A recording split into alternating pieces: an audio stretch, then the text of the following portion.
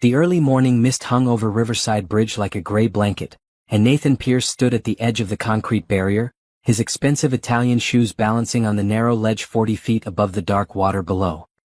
His suit jacket flapped in the cold October wind as he stared down into the rushing current, thinking about how easy it would be to just let go.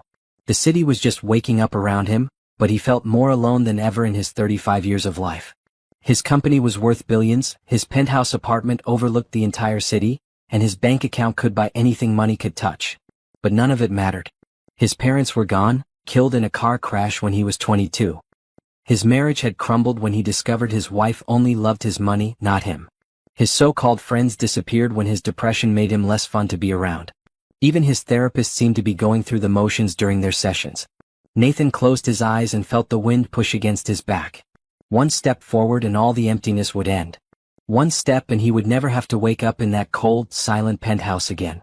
One step and he would never have to pretend to care about board meetings or profit margins or any of the meaningless things that filled his days. "Don't jump, mister."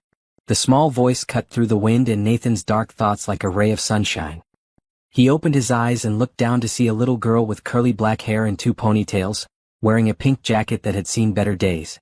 She was holding the hand of a young woman with beautiful brown skin and worried eyes. Nathan turned his head to look at them properly.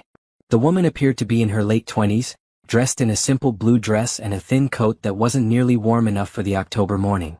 Her work shoes were scuffed, and she carried a large purse that probably held everything she needed for a long day. Despite her obvious struggles, there was something gentle and strong in her face. "Please don't jump, mister," the little girl said again, her voice carrying a sincerity that hit Nathan like a physical blow. "My mommy says jumping hurts."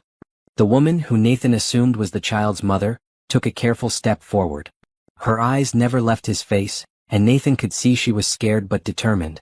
"Hi there," she said softly. "My name is Tanya, and this is my daughter Riley. We were just walking to the bus stop when Riley saw you.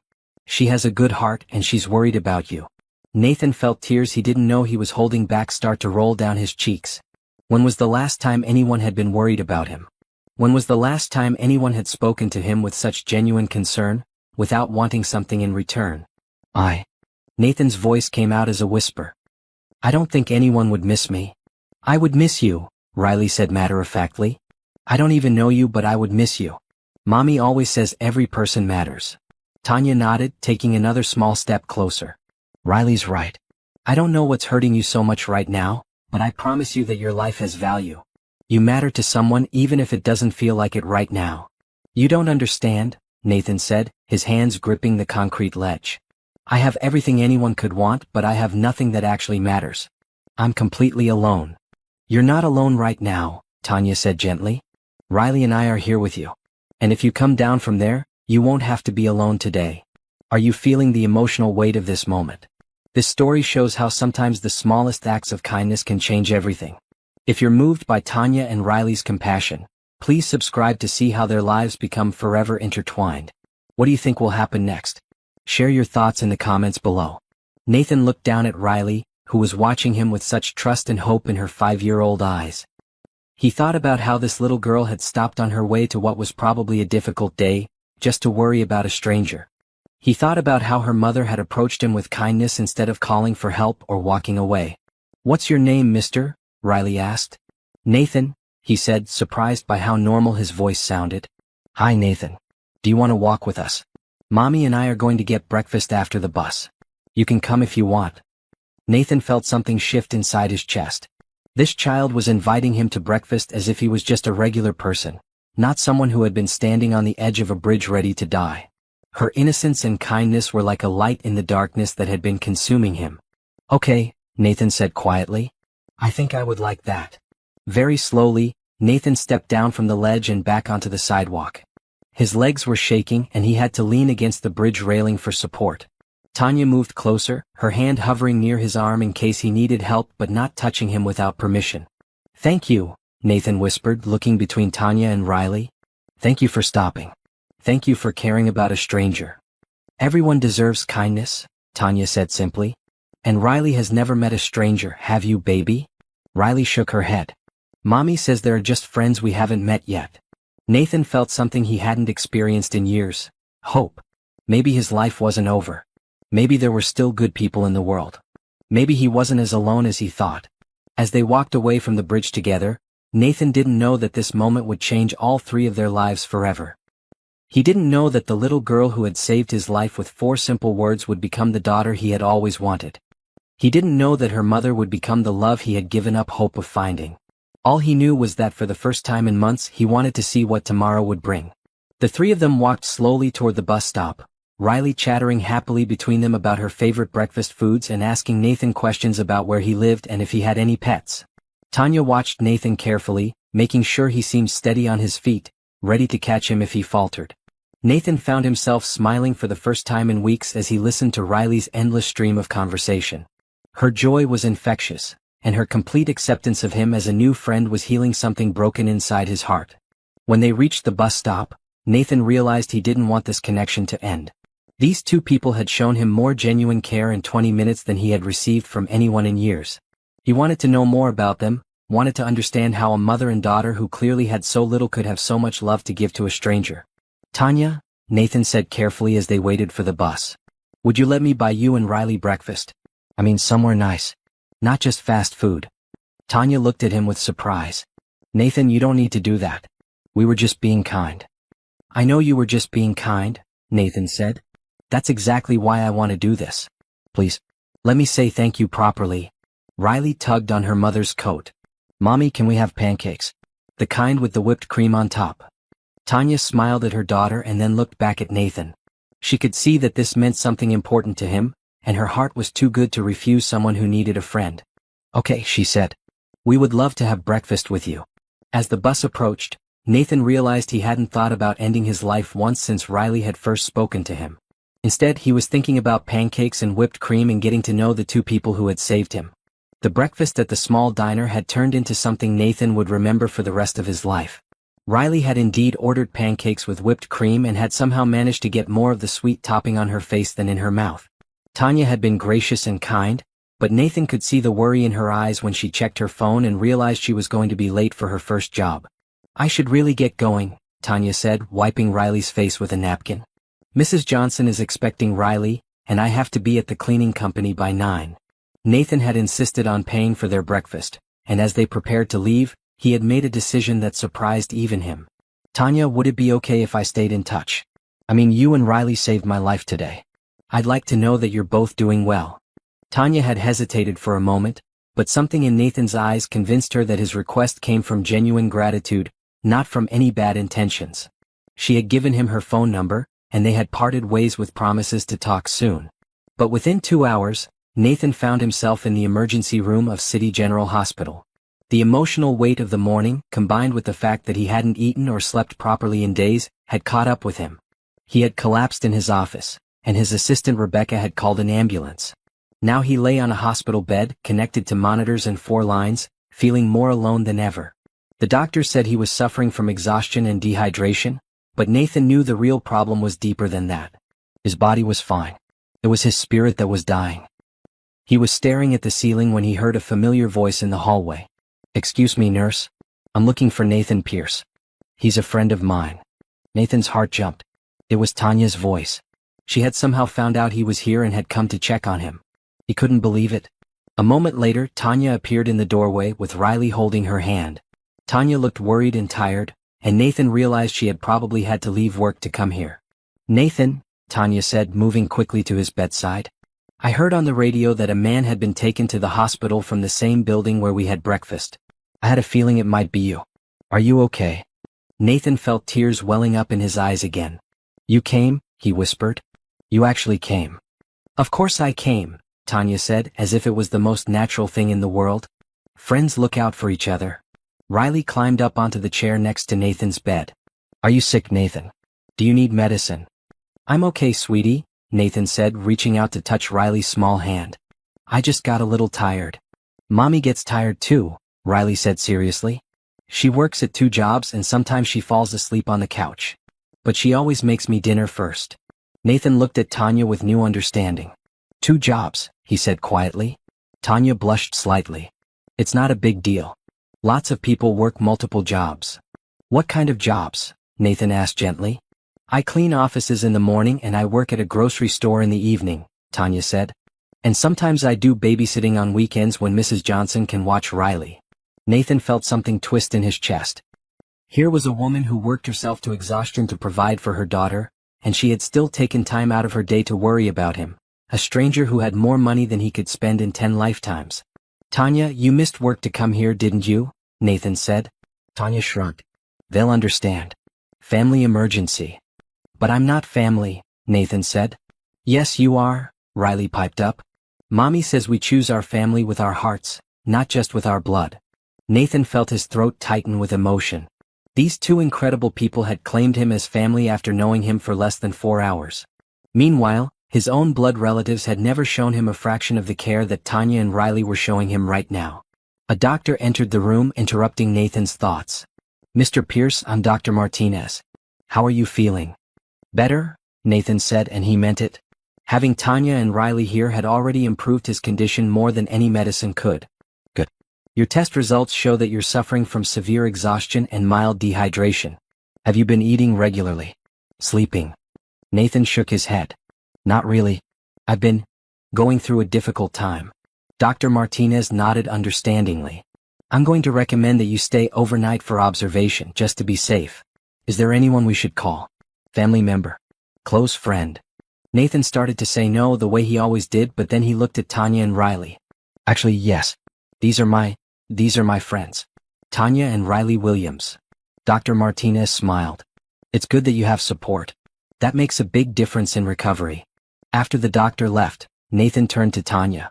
I need to ask you something, and I want you to know that I'm asking as someone who cares about you both, not as someone who's trying to, I don't know, buy your friendship or something. Tanya looked at him carefully. Okay. I heard what Riley said about you working 2 jobs and falling asleep on the couch. I can see how hard you work, how much you sacrifice for Riley. And I want to help. Tanya's expression became guarded. Nathan, we're fine. We don't need charity. It's not charity, Nathan said earnestly. It's gratitude. You saved my life today, Tanya. Both of you did.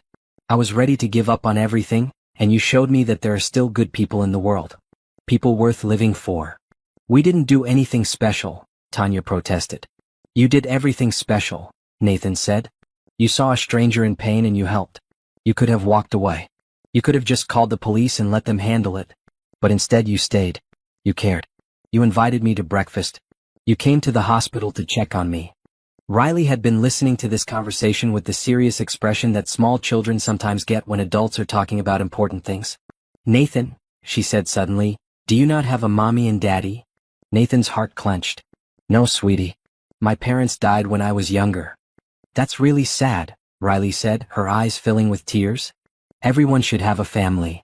Riley's right, Tanya said softly. Everyone should have people who care about them. Nathan looked between Tanya and Riley, these two amazing people who had wandered into his life at exactly the moment he needed them most. I'd like to be part of your family, he said quietly. If you'll have me. Riley clapped her hands together. Yes, you can be like my Uncle Nathan.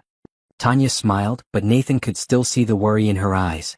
Nathan, that's sweet, but... Please, Nathan said. Don't say no yet. Just think about it. I know we just met, but I feel like we were meant to find each other today. And I promise you, I'm not some creepy guy trying to take advantage. I don't want to be alone anymore, and I don't want you to have to struggle alone either. Tanya was quiet for a long moment, looking at her daughter and then back at Nathan.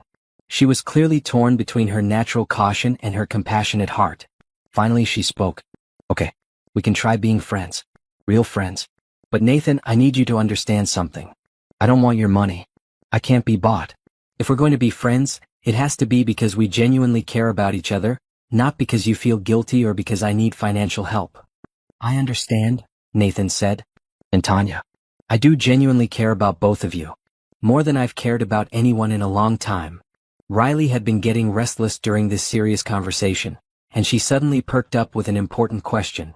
Nathan, when you get out of the hospital, do you want to come to our house for dinner? Mommy makes really good spaghetti. Nathan felt his heart swell with warmth. I would love that, Riley. More than anything. As the afternoon wore on, Tanya and Riley stayed with Nathan at the hospital. Riley drew him pictures on the back of medical forms, and Tanya told him stories about their life together. Nathan learned that Tanya had been raising Riley alone since she was a baby, that Riley's father had left when he found out Tanya was pregnant, and that they lived in a small one-bedroom apartment across town. He also learned that despite their struggles, Tanya and Riley had built a life full of love and laughter. They had weekly movie nights, they read books together every evening, and they had special traditions for holidays and birthdays. Tanya had created a loving home for her daughter out of pure determination and heart. By the time visiting hours were ending, Nathan knew that his life had been permanently changed. He had found the family he had been searching for without even knowing it. And he was going to do everything in his power to take care of them the way they had already begun taking care of him. As Tanya and Riley prepared to leave, Nathan made a decision. "Tanya," he said, "I want to ask you something, and I need you to really consider it before you answer." "Okay. I want to help you. Not because I pity you, but because I care about you both. I want to make sure Riley has everything she needs, and I want to make sure you don't have to work yourself to death to provide it." Tanya started to shake her head, but Nathan held up his hand. "Let me finish," he said gently. "I know you're independent and strong, and I respect that. But everyone needs help sometimes. You helped me today when I needed it most. Please let me help you now." "Nathan," Tanya began. "Think about Riley," Nathan said softly. "Think about what it would mean for her to have security, good schools, opportunities. Think about what it would mean for you to be able to spend time with her instead of working all the time." Tanya looked down at Riley, who was listening intently to every word. "What do you think, baby? Should we let Nathan help us?" Riley nodded emphatically. "Yes, Mommy. Nathan is our friend, and friends help each other." Tanya was quiet for a long moment, and Nathan could see the internal struggle on her face. Finally, she looked up at him with tears in her eyes. "Okay," she whispered. "We'll let you help. But Nathan, I need you to promise me something. Anything. Promise me that if we do this, it's because we matter to you as people. Not as a project or a charity case. Promise me that you care about Riley and me for who we are." Nathan reached out and took Tanya's hand. "I promise," he said firmly. "You and Riley matter to me more than anything else in my life right now. And I'm going to spend every day proving that to you." As they left the hospital that evening, Nathan felt something he hadn't experienced in years: excitement about the future. Tomorrow he would be discharged, and then he would begin the most important mission of his life. He was going to make sure that Tanya and Riley had everything they deserved and more. And maybe, just maybe, they would continue to save his life a little bit more each day. Nathan was discharged from the hospital the next morning with strict instructions to rest, eat regularly, and follow up with his doctor in a week. But rest was the last thing on his mind. He spent the entire ride home in his luxury car thinking about Tanya and Riley, and by the time he reached his penthouse, he had made several important phone calls. His first call had been to Rebecca, his assistant, asking her to research the best family apartments in safe neighborhoods with good schools. His second call had been to his lawyer, Mr. Thompson, asking about setting up trust funds and educational accounts. His third call had been to his accountant, instructing him to prepare for some significant financial commitments. But first he needed to see where Tanya and Riley lived. He needed to understand their situation completely before he could figure out how best to help them.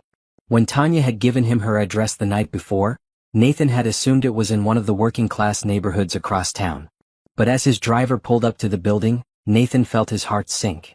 The apartment complex was run down and clearly in an unsafe area. The paint was peeling, several windows were boarded up, and Nathan could see that the playground behind the building was more rust than functional equipment. Nathan climbed the 3 flights of stairs to apartment 3B, his heart heavy as he noticed the dim lighting in the hallways and the smell of mold in the air. When he knocked on the door, he could hear Riley's excited voice calling, "Nathan's here."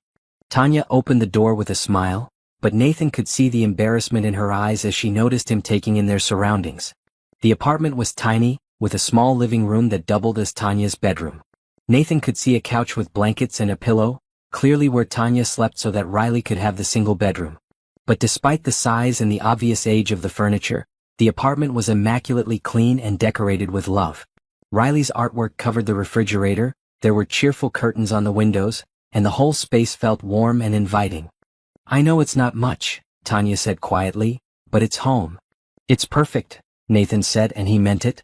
The love in this tiny space was more valuable than anything in his enormous penthouse. "You've made it beautiful." Riley came running to hug Nathan, and he scooped her up, marveling at how natural it felt to hold her. "Nathan, do you want to see my room? I have a picture of a princess on my wall." Nathan spent the next hour getting the full tour of the apartment, admiring Riley's drawings, looking at her small collection of books, and listening to her chatter about her friends at daycare. All the while, he was acutely aware of what Tanya and Riley were going without. Riley's clothes were clean but clearly secondhand. Her toys were few and well-worn. The refrigerator was mostly empty except for basic staples. When Riley went to play in her room, Nathan and Tanya sat on the couch together. Nathan could see the tiredness in Tanya's face, the stress lines around her eyes that came from constantly worrying about making ends meet. "Tanya," Nathan said gently, "I've been thinking about what we talked about yesterday. About letting me help." Tanya nodded. "I've been thinking about it too. I want to be completely honest with you about what I can offer," Nathan continued. "I own a technology company. I'm very wealthy. And I want to use some of that wealth to make sure you and Riley have everything you need." Tanya looked at him carefully. "What exactly does that mean?" "It means I want to find you a better place to live. Somewhere safe with good schools for Riley. It means I want to make sure you don't have to work 2 jobs just to pay rent. It means I want Riley to have opportunities that most kids only dream of." Tanya was quiet for a long moment. "Nathan, that sounds like a lot of money. Why would you do that for us?" Nathan thought about how to explain what Tanya and Riley had done for him, how they had pulled him back from the edge of despair and shown him that life was worth living. "Because you gave me something I thought I had lost forever," he said finally. "You gave me hope. You gave me a reason to want tomorrow to come." "We just talked to you," Tanya said. "Anyone would have done the same thing." Nathan shook his head. "No, Tanya. Most people would have walked past. Most people would have assumed someone else would handle it. But you stopped. You cared. You and Riley saved my life, and now I want to spend the rest of my life making sure you're both happy and safe." Tanya's eyes filled with tears. "Nathan, I'm scared. I've been taking care of Riley by myself for 5 years. I don't know how to let someone else help us." "You don't have to figure it all out at once," Nathan said. "We can take it one step at a time. What's the biggest worry you have right now? What keeps you awake at night?" Tanya laughed, but it was a sound full of stress rather than joy. "Honestly, Riley's daycare. They've been so patient with me, but I'm 3 weeks behind on payments. If I don't catch up by Friday, they're going to have to ask Riley to leave. And if Riley can't go to daycare, I can't work. And if I can't work..." "How much do you owe?" Nathan asked gently. $800, Tanya whispered. "Might as well be 8,000. I just don't have it." Nathan pulled out his phone and called his bank. "Hi, this is Nathan Pierce. I need you to wire $800 immediately to Little Stars Daycare Center." He looked at Tanya. "What's the address?" Tanya stared at him in shock. "Nathan, you can't just..." "Address?" Nathan said firmly but kindly. With tears streaming down her face, Tanya gave him the daycare's information. Nathan completed the call and then turned back to her. "It's done," he said simply. "Riley can stay in daycare." Tanya buried her face in her hands and began to cry. Nathan moved closer and put his arm around her shoulders, letting her lean against him as all the stress and fear she had been carrying for weeks finally poured out. "I don't know how to thank you," she whispered against his shoulder. "You don't need to thank me," Nathan said. "This is what family does for each other." Riley came running out of her bedroom, alarmed by the sound of her mother crying. "Mommy, what's wrong? Are you hurt?" Tanya wiped her eyes and pulled Riley onto her lap. "No, baby. These are happy tears. Nathan just helped us with something very important." "What did you help us with, Nathan?" Riley asked, climbing across her mother's lap to snuggle against Nathan's side. "I made sure you can keep going to daycare with all your friends," Nathan said. Riley's face lit up with joy. "Really? I can still play with Emma and Jackson." "Really?" Nathan confirmed. "And Riley, I want to help with other things too. Would you like to live in a bigger place? Maybe somewhere with your own playroom?" Riley's eyes grew wide. "A playroom? Just for me?" "Just for you," Nathan said. "With lots of toys and books and maybe even space for a princess dress-up area." "Mommy," Riley said, turning to Tanya with excitement. "Can we live in a place with a playroom?" Tanya looked at Nathan with wonder and gratitude. "Is that really possible?" "Anything is possible," Nathan said. "I've already had my assistant looking at apartments. There are some beautiful family places with excellent schools nearby. Places where Riley can have her own room and you can have your own room, and there's space for all of us to spend time together." "All of us," Tanya repeated softly. "If that's okay," Nathan said, suddenly worried that he had presumed too much. "I mean, I'd like to be part of your daily life. I'd like to take Riley to school sometimes and help with homework and be here for dinner and bedtime stories. But only if you want that too." Tanya looked at Riley, who was nodding enthusiastically, and then back at Nathan. You really want to be part of our family. Even though we're just... You're not just anything, Nathan said firmly. You're the most important people in my world. And yes, I want to be part of your family more than I've ever wanted anything. What would you do in Tanya's situation? Would you trust this stranger who wants to change your entire life? This story shows how sometimes the biggest risks lead to the most beautiful rewards. If you're invested in seeing how this family grows together, please subscribe and let us know in the comments what you think Tanya should do. That afternoon, Nathan took Tanya and Riley to look at apartments. The first one they visited was a spacious 2-bedroom in a safe neighborhood with tree-lined streets and a park across the street. Riley ran from room to room, marveling at how much space there was, while Tanya stood in the kitchen with tears in her eyes. It's beautiful, she whispered. But Nathan, I can't possibly afford the rent on a place like this. You don't need to worry about rent, Nathan said. I've already spoken with the landlord. If you like it here, it's yours. For how long? Tanya asked. A month. 6 months. For as long as you want to live here, Nathan said. I've set up an account that will cover all your living expenses. Rent, utilities, groceries, everything. You'll never have to worry about money again. Tanya sank into one of the kitchen chairs. Nathan, this is too much. I can't let you pay for everything. What will people think? What will you expect in return? Nathan knelt down in front of her chair so he could look directly into her eyes. Tanya, I don't care what people think. And I don't expect anything in return except your friendship. I want to take care of you and Riley because I love you both. Not romantic love, he added quickly, seeing her expression. Family love. The kind of love that wants the best for the people who matter most. Riley came running back into the kitchen. Mommy, there's a room that would be perfect for all my books. And the big room could fit a really big bed just for you. And Nathan, there's even a room where you could stay when you visit us. Nathan and Tanya looked at each other over Riley's head. What do you think, Mommy? Riley continued. Can we live here? Please. Tanya took a deep breath and looked around the beautiful apartment.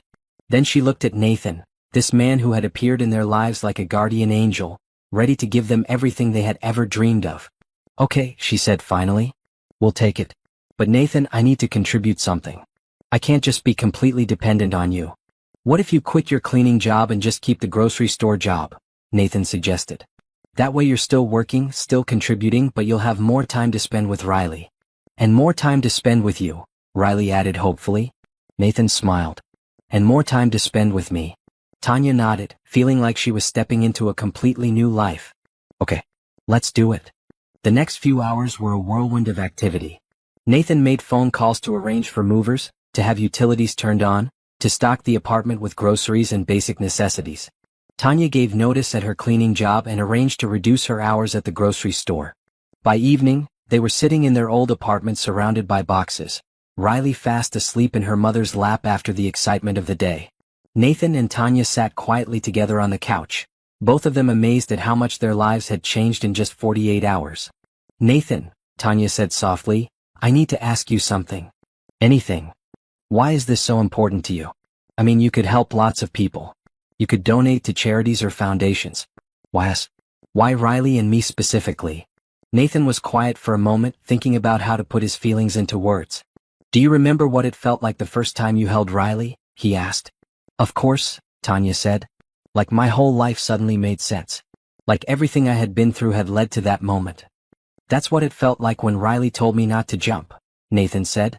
Like my whole life suddenly made sense. Like everything I had been through had led to that moment when I would meet the two of you. Tanya felt her heart skip a beat. Nathan. I know it sounds crazy, Nathan continued. We've known each other for 2 days. But Tanya, I've never felt like I belonged anywhere or with anyone until I met you and Riley. You feel like home to me. Tanya looked down at her sleeping daughter and then back at Nathan. You feel like home to us too, she admitted quietly. Nathan reached over and took her hand. Then let's build a home together. Not as charity or obligation, but as a family that chose each other. Okay, Tanya whispered. Let's build a home. As Nathan left that night, he felt lighter than he had in years. Tomorrow, Tanya and Riley would move into their new apartment, and their life together as a chosen family would really begin. He had never been so excited about the future. Moving day arrived with bright sunshine and perfect October weather, as if the universe itself was celebrating this new chapter in their lives. Nathan had arranged for professional movers, but he insisted on being there to help with every box and piece of furniture. He wanted to be part of this transition, not just the person who made it possible. Riley was beside herself with excitement, running around the new apartment and chattering non-stop about which room would be hers and where all her things would go. She had packed her most precious possessions in a small backpack that she refused to let anyone else carry, her favorite stuffed elephant, 3 books about princesses, and a drawing she had made of her, Nathan, and her mommy standing in front of a big house. "Nathan, look," Riley called out, standing in what would be her bedroom. "This room is bigger than our whole old place." Nathan laughed, lifting Riley up to spin her around. "And it's all yours, princess. We can paint it any color you want." "Pink," Riley said immediately. "Pink with white clouds on the ceiling." "Pink with white clouds it is," Nathan agreed, making a mental note to call painters first thing Monday morning. Tanya stood in the doorway watching them, still hardly able to believe this was real. The apartment was everything Nathan had promised and more. The kitchen had modern appliances and plenty of counter space. The living room was bright and spacious with large windows that let in natural light. Her bedroom was bigger than their entire old apartment, with an attached bathroom that felt like a luxury spa. But the most amazing part wasn't the space or the nice furniture that Nathan had arranged to be delivered. It was the feeling of safety and possibility that filled every room. For the first time in years, Tanya felt like she could breathe freely. "Tanya," Nathan said, setting Riley down and walking over to where Tanya stood. "What do you think? Is it okay?" "It's perfect," Tanya said, her voice thick with emotion. "Nathan, I don't know how to express how grateful I am." "You don't have to express anything," Nathan said gently. "Just enjoy it. Let yourself be happy." As the movers finished bringing in the last boxes, Nathan surprised them by announcing that he had one more surprise. A truck pulled up outside and several delivery men began unloading furniture and boxes. "Nathan, what's all this?" Tanya asked. "Just a few things I thought you might need," Nathan said, but his sheepish smile suggested there was more to it. Riley pressed her face against the window as the delivery men carried in a beautiful wooden bed frame for Tanya, a complete princess bedroom set for Riley, including a canopy bed and matching dresser, and enough toys and books to stock a small store. "Nathan," Tanya said, feeling overwhelmed. "This is too much." "Nothing is too much for my family," Nathan said simply. The afternoon was spent unpacking and setting up their new home. Nathan proved to be surprisingly handy, assembling furniture and hanging pictures while Tanya organized clothes and kitchen items. Riley helped by providing running commentary and testing out every new toy as it was unpacked. By evening, the apartment looked like it had been their home for years. Riley's room was a pink paradise with her new canopy bed made up with princess sheets and her stuffed animals arranged carefully on the pillows. Tanya's room felt like a peaceful retreat with soft lighting and comfortable furniture. "Nathan," Riley said as they sat down to their first dinner in the new apartment, "will you live here with us?" Nathan looked at Tanya carefully. "Well, I have my own place, but I'd like to visit every day if that's okay with your mommy."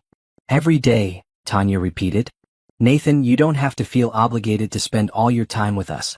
You have your own life, your company to run." "My company can run itself for a while," Nathan said. "And Tanya, there's nowhere I'd rather be than here with you and Riley." As if to prove his point, Nathan pulled out his phone and called his assistant Rebecca. "Rebecca, I need you to clear my calendar for the next 2 weeks. Cancel all non-emergency meetings and handle anything that can't wait." "Nathan," Tanya protested, "you can't just stop working." "I'm not stopping working," Nathan said. "I'm just changing my priorities. The most important job I have right now is helping you and Riley settle into your new life." Riley clapped her hands. "So you can take me to my new school on Monday." "Your new school," Tanya repeated. "Riley, honey, you'll still go to the same daycare." Nathan looked a bit embarrassed.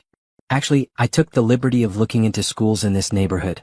There's an excellent private kindergarten just 2 blocks away. Riley could start there next week if you want." "Kindergarten," Tanya said.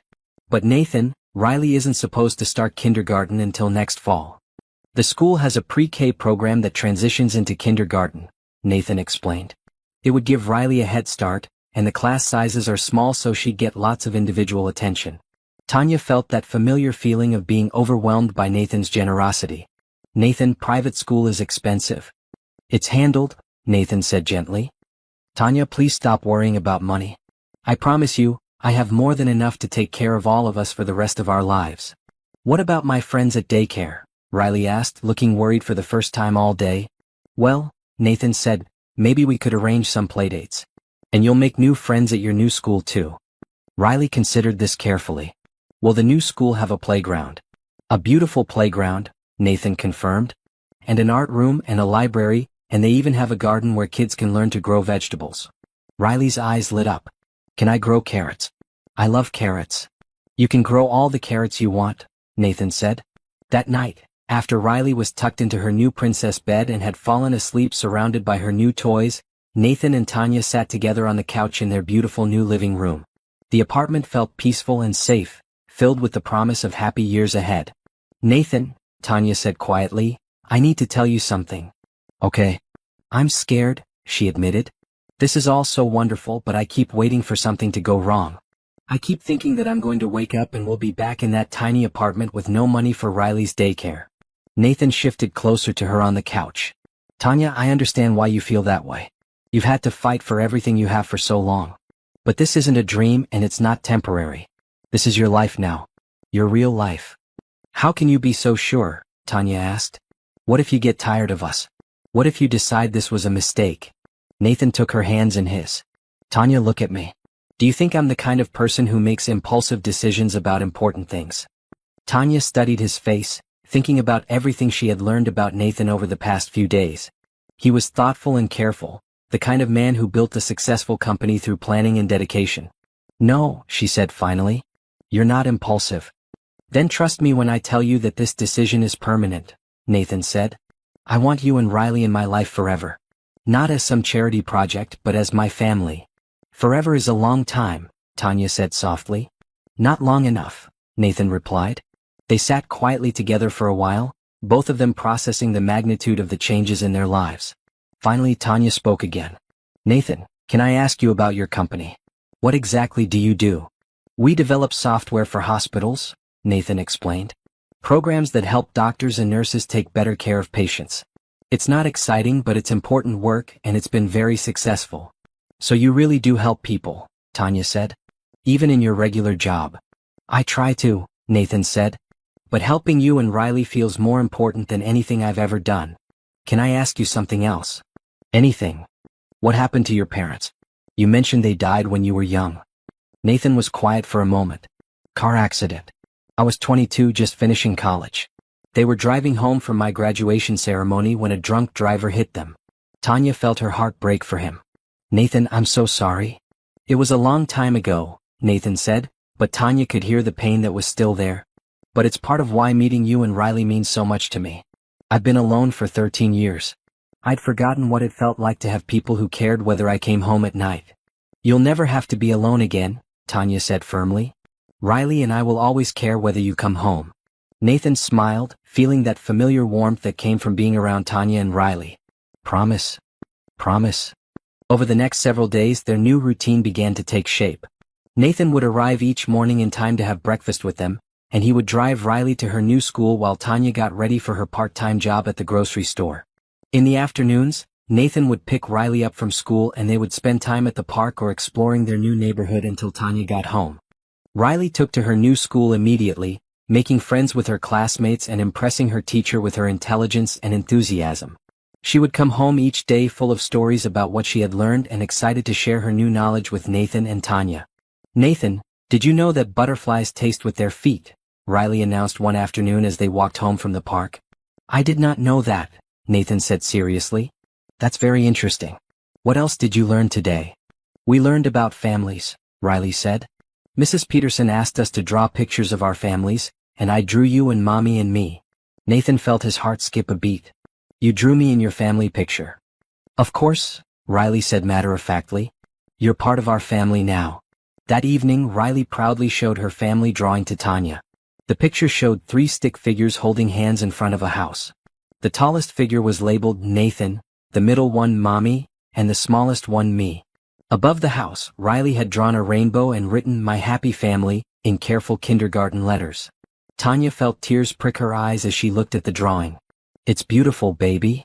Can we put it on the refrigerator? Riley asked. Of course we can, Tanya said, hanging the drawing in the place of honor. Nathan stared at the picture for a long time that evening after Riley had gone to bed. He had never seen himself drawn as part of anyone's family before, and the simple crayon drawing meant more to him than any expensive artwork ever could. "She really sees me as her family," he said wonderfully. "We both do," Tanya said quietly. "Nathan, you've become such an important part of our lives. I can't imagine our days without you anymore." "Good," Nathan said, pulling her close. "Because I'm not going anywhere." As their second week in the apartment came to an end, Nathan realized that he had never been happier. He woke up each morning excited to see Tanya and Riley, and he went to sleep each night grateful for another day with his chosen family. But more than that, he could see how much good his help was doing. Tanya was less stressed and tired.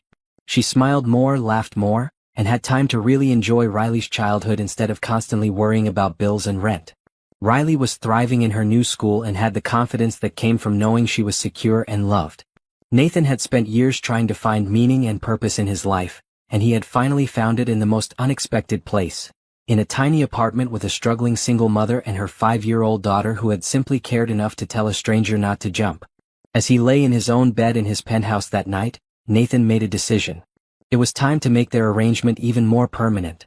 It was time to show Tanya and Riley just how committed he was to their future together. Tomorrow he would ask them about taking the next big step in their life as a family. 3 weeks into their new life, Nathan found himself more integrated into Tanya and Riley's daily routine than he had ever imagined possible. He had a key to their apartment, his own coffee mug in their kitchen, and a designated spot on the couch for their nightly movie time. For the first time in his adult life, he understood what it meant to belong somewhere. But it was more than just the practical aspects of their shared life that made Nathan feel like he was exactly where he was supposed to be. It was the way Riley ran to hug him every morning when he arrived for breakfast. It was the way Tanya consulted him on decisions both big and small, valuing his opinion the way family members do. It was the way all three of them had fallen into comfortable patterns of conversation and affection. This particular Saturday morning found Nathan in the kitchen making pancakes while Riley sat at the counter providing running commentary and Tanya got dressed for her reduced hours at the grocery store. "Nathan, you have to flip that one," Riley instructed seriously. "I can see bubbles." "You're absolutely right," Nathan said, carefully flipping the pancake. "You're getting very good at this pancake supervision job. When I grow up, I'm going to make pancakes for my kids," Riley announced. "And you can teach them how to flip them too." Nathan felt his heart constrict with love and longing. The idea of being part of Riley's life for years to come, maybe even helping to raise her own children someday, filled him with a happiness he couldn't have imagined a month ago. "Nathan," Riley continued, "can I ask you something?" "Of course, sweetheart." "Were you very sad before you met us?" Nathan paused in his pancake making, surprised by the depth of the question. Riley had such an intuitive understanding of emotions for a 5-year-old. "Yes," he said honestly. "I was very sad. Because you didn't have a family." "That's right." Riley nodded thoughtfully. "I was sad before too. Before you came to live with us. Not all the time, but sometimes at night when Mommy would fall asleep on the couch because she was so tired." Nathan felt a familiar pang of gratitude mixed with protectiveness. "But you're not sad like that anymore." "Nope," Riley said cheerfully. "Because now Mommy doesn't have to work so hard and she laughs more and we have you to take care of us." Tanya appeared in the kitchen just then, dressed for work but moving more slowly than usual. Nathan immediately noticed that she looked pale and tired. "Good morning, beautiful," Nathan said, setting a plate of pancakes in front of her. "How are you feeling?" "I'm okay," Tanya said, but Nathan could tell she wasn't entirely truthful. "Just a little tired." "Mommy, you look sick," Riley observed with the blunt honesty of childhood. "I'm not sick, baby," Tanya said, ruffling Riley's hair. "Just need some coffee." Nathan studied Tanya's face carefully. "Maybe you should call in sick today. Stay home and rest." "I can't do that," Tanya protested. "I've only been working part-time for 2 weeks. I can't start calling in sick already." "Tanya," Nathan said gently, "you don't have to push yourself so hard anymore. If you're not feeling well, you should rest." "Nathan's right, Mommy," Riley chimed in. "You should stay home and we can take care of you." Tanya looked between Nathan and Riley, seeing the genuine concern in both their faces. The old Tanya would have insisted on going to work no matter how she felt, unable to afford missing even a few hours of pay. But the new reality of their life was still taking some getting used to. "I suppose I could call in," she said hesitantly. "Good," Nathan said firmly. "I'll call Rebecca and tell her I'm working from home today. That way I can keep an eye on you and Riley can help nurse you back to health." "I'm a very good nurse," Riley announced. "I can bring you soup and put cold things on your forehead." Despite feeling unwell, Tanya smiled at her daughter's enthusiasm. "Okay, Dr. Riley. You can be in charge of taking care of me today." Nathan called both Rebecca and the grocery store while Tanya settled on the couch with a blanket and a cup of tea. Riley took her nursing duties very seriously, bringing her mother pillows and her favorite stuffed animal, and checking her temperature with a toy thermometer from her doctor play kit. "Nathan," Riley said seriously, "I think Mommy needs medicine." "What kind of medicine do you think?" Nathan asked, playing along. "The kind that makes you feel better," Riley said. "And maybe some ice cream later, because ice cream always makes me feel better when I'm sad." "I think you might be right about the ice cream," Nathan said. "But first, let's make sure Mommy gets some rest." As the morning progressed, Nathan found himself taking on a caretaker role that felt completely natural. He made Tanya soup for lunch, kept Riley entertained with quiet activities so Tanya could nap, and handled several business calls from his laptop while keeping one eye on his makeshift family. Around midday, as Tanya slept on the couch and Riley played quietly with her dolls, Nathan received a phone call that would change the trajectory of their lives. "Mr. Pierce," came Rebecca's voice, "I have someone on the line who says she's your wife. She's demanding to speak with you immediately." Nathan felt his blood run cold. "My ex-wife," he corrected. "What does Susan want?" "She says it's urgent. Something about legal matters." Nathan looked at Tanya sleeping peacefully on the couch and Riley playing contentedly on the floor. The last thing he wanted was for Susan to intrude on the happiness they had built together. "Tell her I'll call her back later," Nathan said. "Sir, she says she's not going to hang up until she speaks with you. She seems quite determined." Nathan sighed. Susan had always been persistent when she wanted something, and he knew she wouldn't give up easily. "Put her through, but make it quick." "Nathan?" Susan's voice was as cold and demanding as he remembered. "We need to talk." "Hello, Susan. What do you want?" "I want to meet. Today. There are things we need to discuss." "I can't think of anything we need to discuss," Nathan said, keeping his voice low so he wouldn't wake Tanya. "Oh, I think you can," Susan said with a tone that Nathan recognized as trouble. "I've been hearing very interesting things about your new, domestic situation." Nathan felt his stomach drop. "What are you talking about?" "I think you know exactly what I'm talking about. Meet me at the Riverside Hotel bar at 4 o'clock, or I'll be forced to discuss these matters in a more public forum." The line went dead and Nathan stared at his phone with a growing sense of dread. Susan's call could only mean one thing. She had somehow learned about Tanya and Riley, and she was planning to use that information to cause problems. Nathan looked at Tanya and Riley, his chosen family who had saved his life and filled his heart with love, and he made a promise to himself. Whatever Susan wanted, whatever threats she was planning to make, he would not let her hurt the two people who meant everything to him. "Nathan," Riley said, looking up from her dolls, "is something wrong? You look worried." Nathan forced a smile and knelt down next to Riley. "Nothing's wrong, sweetheart. Just some boring business stuff." "Are you sure?" Riley asked, studying his face with the perceptive eyes that sometimes made her seem much older than 5. "I'm sure," Nathan said, pulling Riley close for a hug. "How's Mommy feeling?" "Better, I think," Riley said. "She's not making those little coughing sounds anymore." Nathan looked over at Tanya, who was indeed sleeping more peacefully. "Good. Dr. Riley's medicine must be working." "Nathan," Riley said suddenly, "if something bad happened, you wouldn't leave us, would you?" The question hit Nathan like a physical blow. "Riley, sweetheart, why would you ask that?" "Because my daddy left when I was a baby, and sometimes kids at school, their daddies leave too. I just want to make sure you won't leave." Nathan felt his eyes fill with tears. He gathered Riley into his arms and held her tight. "Riley, I promise you I will never leave you and Mommy. Never. You are stuck with me forever and ever." "Forever and ever," Riley repeated, snuggling against Nathan's chest. "Forever and ever," Nathan confirmed. But even as he made this promise to Riley, Nathan couldn't shake the feeling that Susan's call was going to complicate their lives in ways he couldn't yet imagine. He had built something beautiful with Tanya and Riley, something precious and fragile and worth protecting at all costs. Whatever Susan wanted, whatever game she was trying to play, Nathan would not let her destroy the family he had finally found. That afternoon, Nathan reluctantly left Tanya and Riley to meet with Susan. He told Tanya that he had an emergency business meeting, not wanting to worry her while she was still recovering from her cold. He asked Mrs. Johnson from down the hall to check on them while he was gone, a request that Tanya accepted without question since Nathan had become such an integral part of their support system. The Riverside Hotel bar was exactly the kind of place Susan would choose for this meeting. expensive, pretentious, and designed to make people feel uncomfortable. Nathan spotted her immediately, sitting at a corner table with a martini already in front of her. Susan looked exactly the same as she had when their marriage had ended 2 years ago. Perfectly styled blonde hair, designer clothes, and an expression of cold calculation. She had been beautiful once, Nathan remembered, but her beauty had always been overshadowed by her greed and manipulation. "Hello, Nathan," Susan said as he approached the table. "You look different." "Hello, Susan," Nathan replied, taking the seat across from her but not bothering with pleasantries. "What do you want?" "Straight to the point," Susan said with a smile that didn't reach her eyes. "I always did appreciate that about you." "Very well. I want to talk about your new living situation." "My living situation is none of your business." "Oh, but I think it is," Susan said, taking a sip of her martini. "You see, Nathan, we may be divorced, but we still have financial entanglements. And when you start spending significant amounts of money on, let's call them outside interests, it affects our mutual investments."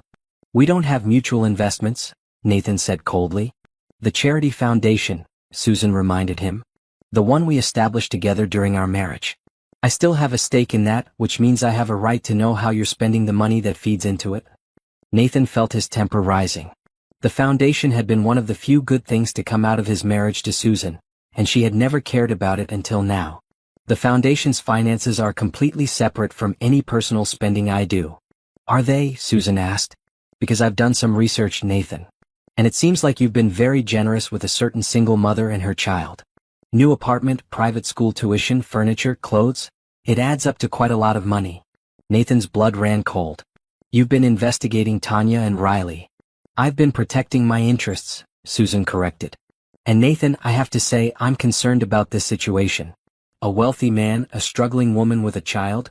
It has all the hallmarks of a very messy scandal." "There's no scandal," Nathan said through gritted teeth. "Tanya and Riley are important to me. They're my family." "Your family," Susan repeated with a laugh. "Nathan, you've known this woman for less than a month. She's obviously using you for your money."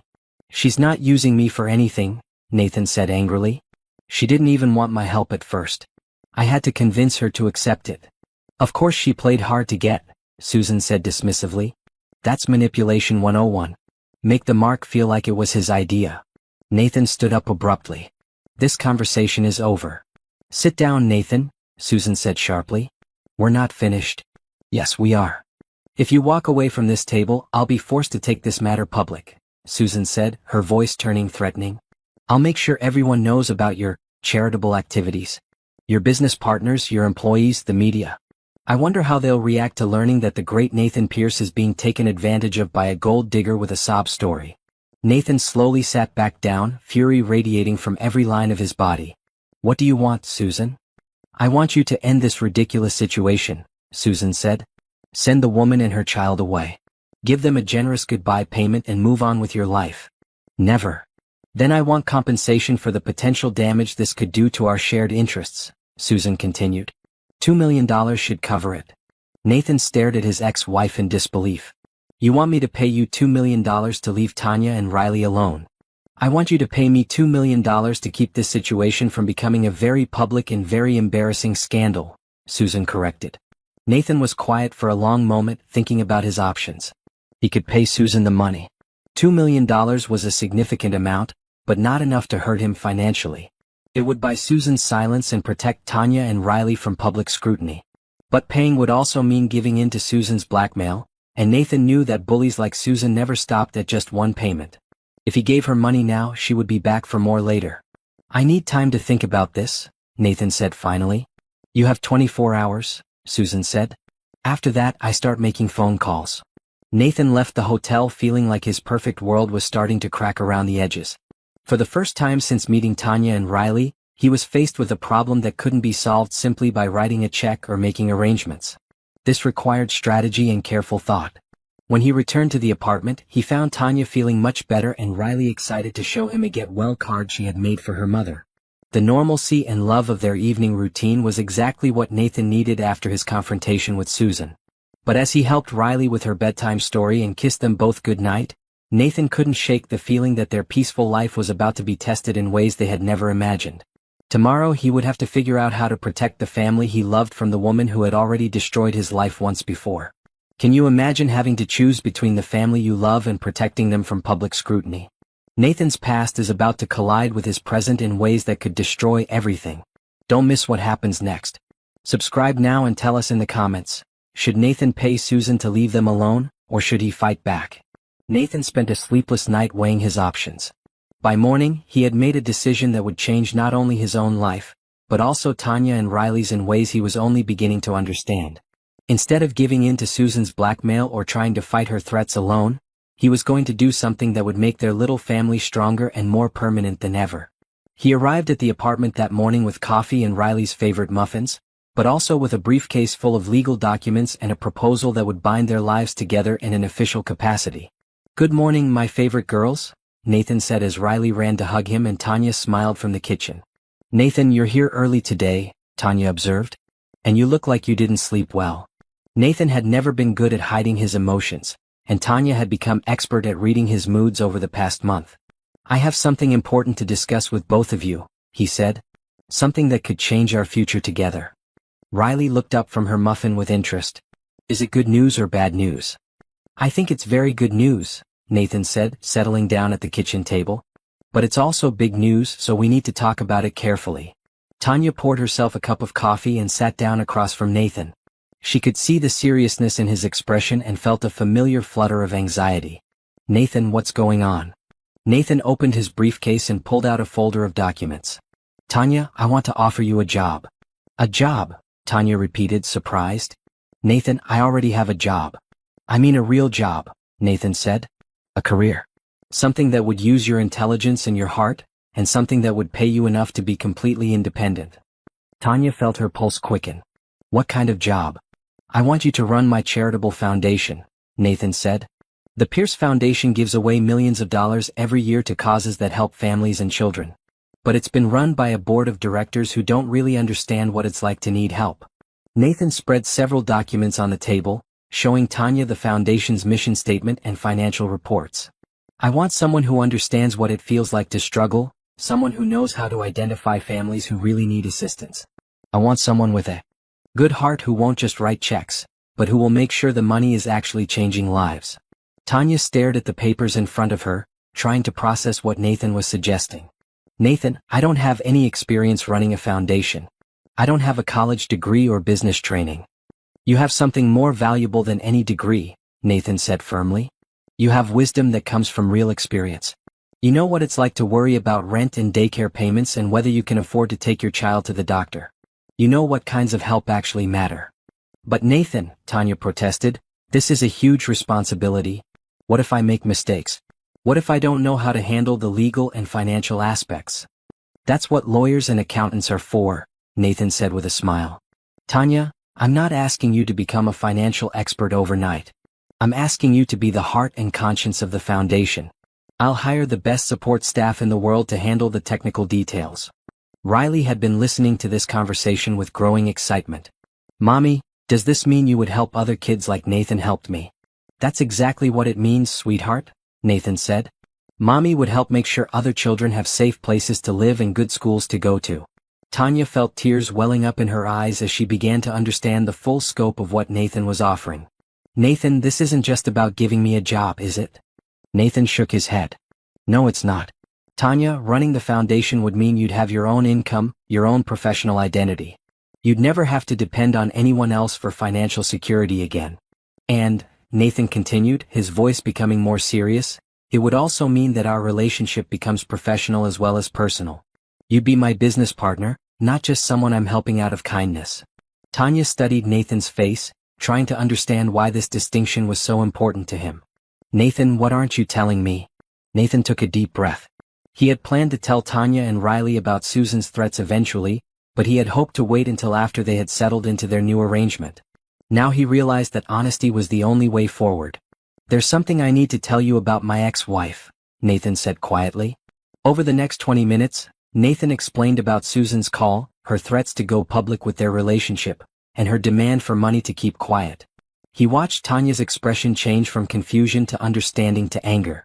"She wants you to pay her to leave us alone," Tanya said when Nathan finished his explanation. "That's what she thinks she wants," Nathan said. "But I have a better idea."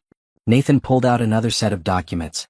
If you accept the position as executive director of the Pierce Foundation, you'll be a legitimate business associate with a professional reason for being in my life. Susan can't claim you're taking advantage of me if you're actually working for a salary. And, Nathan continued, the foundation has been looking for a new direction anyway. Having someone like you in charge would actually be the best thing that could happen to it. Tanya looked at the job description and salary information that Nathan had prepared. The annual salary was more money than she had made in the past 3 years combined. Nathan, she said slowly, this salary is incredibly generous. It's more than I could make anywhere else. It's exactly what the position is worth, Nathan said. Tanya, the Pierce Foundation gives away $15 million every year. The executive director's salary should reflect that level of responsibility. Riley, who had been remarkably patient during this adult conversation, finally spoke up. Mommy, if you take this job, does that mean we can help lots of kids? Yes, baby, Tanya said, her voice thick with emotion. We could help lots and lots of kids. Then I think you should say yes, Riley said decisively. Tanya laughed despite the tears streaming down her face. You think so? I think Nathan is very smart, and if he thinks you would be good at this job, then you probably would be, Riley said with 5-year-old logic. Tanya looked at Nathan, this amazing man who had turned their lives upside down in the most wonderful way. Nathan, are you sure about this? Running a foundation is a big responsibility. What if I mess it up? You won't mess it up, Nathan said confidently. And even if you made mistakes, which everyone does when they're learning something new, you'd learn from them and get better.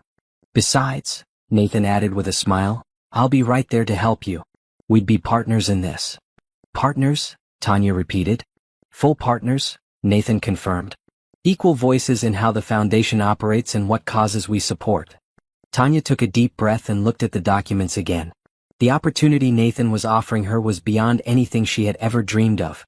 A chance to have a meaningful career, to make a real difference in other people's lives, and to be financially independent while doing it. But more than that, it was a chance to build something lasting with Nathan. Not just a personal relationship based on his generosity, but a professional partnership based on shared values and goals. Okay, Tanya said finally. I accept. Nathan's face broke into the biggest smile Tanya had ever seen. Really? Really, Tanya confirmed. But Nathan, I have some conditions. Name them. First, I want to start small. Maybe pick 1 or 2 projects to focus on initially so I can learn how everything works without getting overwhelmed. Absolutely, Nathan agreed. Second, I want to visit every family or organization we help personally. I don't want to just write checks from behind a desk. I want to make sure our help is actually making a difference. I love that idea, Nathan said. Third, Tanya continued, I want Riley to be part of this when it's appropriate. I want her to understand the importance of helping others, and I want her to see that her mommy has a job that matters. Riley would be the foundation's youngest advisor, Nathan said with a grin. And finally, Tanya said, I want you to promise me that if I'm not good at this, if I can't handle the responsibility, you'll tell me honestly. Nathan reached across the table and took Tanya's hands in his. Tanya, I promise you that you're going to be amazing at this. But if you ever have doubts or concerns, we'll work through them together. Riley jumped up from her chair and threw her arms around both Nathan and her mother. This is the best news ever. Mommy's going to have the most important job in the world. Well, maybe not the most important, Tanya said, laughing and crying at the same time. Yes, it is, Riley insisted. Helping people is the most important job there is. Nathan felt his heart swell with pride and love for both of them. Riley's innate understanding of compassion and service, combined with Tanya's intelligence and experience, would make the Pierce Foundation something special. Over the next several hours, Nathan walked Tanya through the foundation's current operations, introduced her to the staff via video calls, and began making plans for her transition into the role. Tanya asked thoughtful questions and offered insights that impressed everyone she met. Nathan, said Rebecca during one of the calls, I think you've found exactly the right person for this position. By evening, the paperwork was complete and Tanya was officially the executive director of the Pierce Foundation. Nathan had also arranged for her to start with a generous benefits package and a company car, ensuring that she had everything she needed to be successful in her new role. I can't believe this is real, Tanya said as they sat on the couch that night, Riley asleep between them after an exciting day of helping Mommy with her new job. It's real, Nathan assured her. And Tanya, there's something else I want to tell you. What? Susan can make all the threats she wants now, Nathan said. You're not some woman I'm supporting out of charity. You're a respected professional with your own career and income. If she tries to cause problems, it will just make her look petty and vindictive. Tanya nodded, understanding the full implications of what Nathan had done. You didn't just give me a job, did you? You gave me armor. I gave you independence, Nathan corrected. The armor is just a bonus. That night, as Nathan walked back to his own apartment, he felt lighter than he had since Susan's phone call. He had found a way to protect Tanya and Riley while also creating something meaningful and lasting for all three of them. Tomorrow, Tanya would begin her new career as a foundation executive. Susan could make all the threats she wanted, but she no longer had any power over their happiness. Nathan had learned something important in the process. The best way to protect the people you love isn't to shield them from challenges, but to give them the tools and support they need to face those challenges successfully. As he drifted off to sleep that night, Nathan smiled thinking about the future. He and Tanya were partners now in every sense of the word. And he couldn't wait to see what they would build together. 6 weeks into Tanya's new role as executive director of the Pierce Foundation, their lives had settled into a rhythm that felt more natural and permanent than anything Nathan had ever experienced. Tanya had proven herself to be not just capable, but exceptional at her job.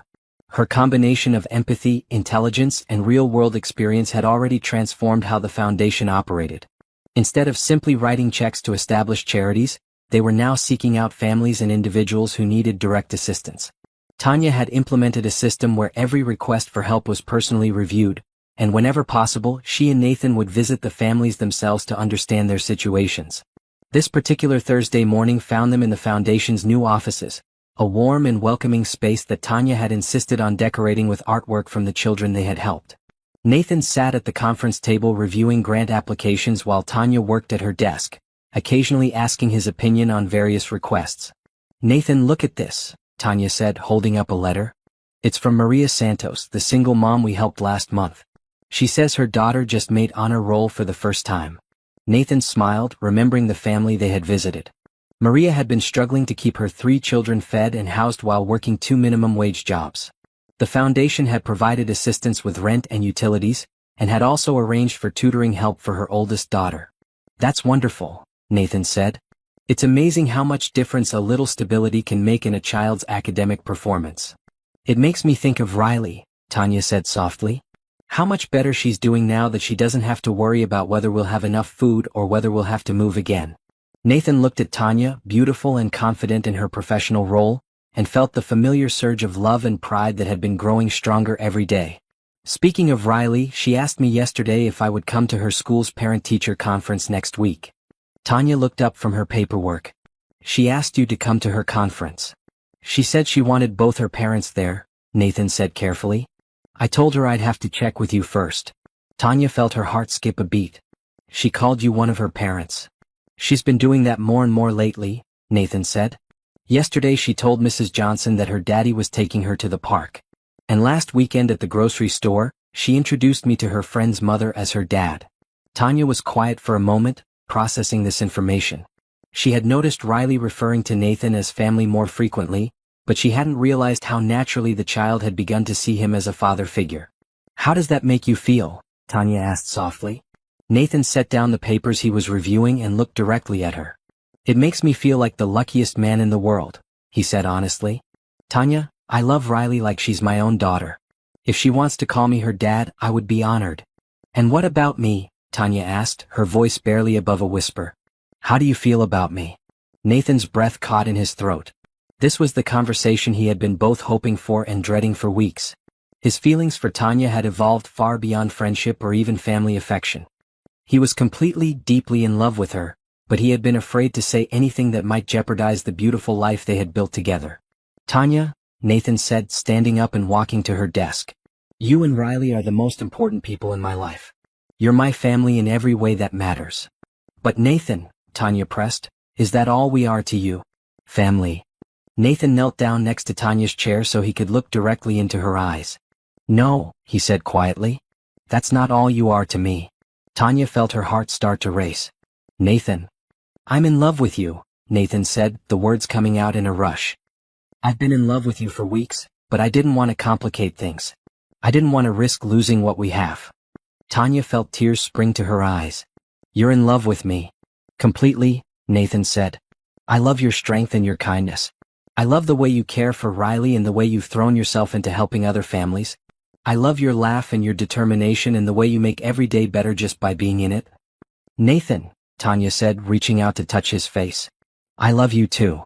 Nathan felt like his heart might burst with joy. You do. I have for weeks, Tanya admitted. But I was scared to say anything. I kept thinking that maybe you just felt obligated to take care of us, or maybe you were still processing your feelings about your ex-wife. Susan means nothing to me, Nathan said firmly. She never did, not really. What I feel for you is completely different from anything I've ever experienced.